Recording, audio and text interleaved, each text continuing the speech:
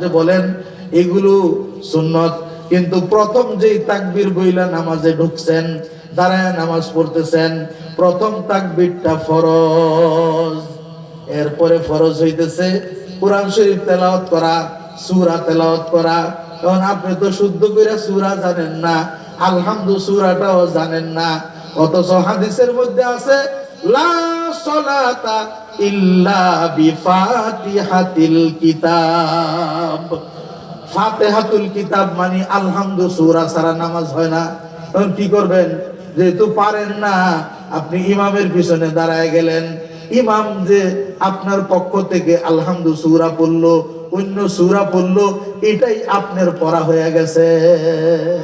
সুবহানাল্লাহ। সুন্নাত পড়ার সময় ভেজাল আছে না নাই? এই জন্য দেখা যায় জুমার নামাজের পরে ইমাম সাহেব সালাম ফিরায় দেয়, অর্ধেক মসজিদ খালি। কথা কয় না? খালি হাতে এগুলো নাই, ঢাকার কথা কই আর কি।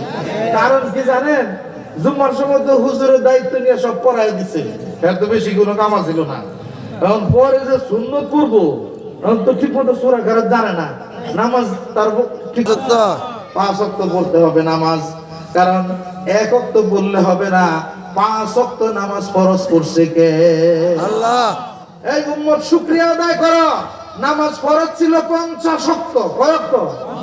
50 ওয়াক্ত। 50 ওয়াক্ত নামাজের বার্তা নিয়ে যখন নবীজি মেরাজ থেকে ঊর্ধ্ব জগৎ থেকে আসতেছিল, আল্লাহ জানে আমি 50 ওয়াক্তের সওয়াব দিব, এই জন্য 50 ওয়াক্ত দিয়ে বলে দিলাম। কিন্তু কমাইবার জন্য আবার মুসা নবীরে 6ষ্ঠ আকাশের মধ্যে বসায় রাখছে, দেখা করে যেতে হইব। সুবহানাল্লাহ। মুসা নবী জিগায় আপনার উম্মতের জন্য কি আনলেন? আল্লাহর লগে দেখা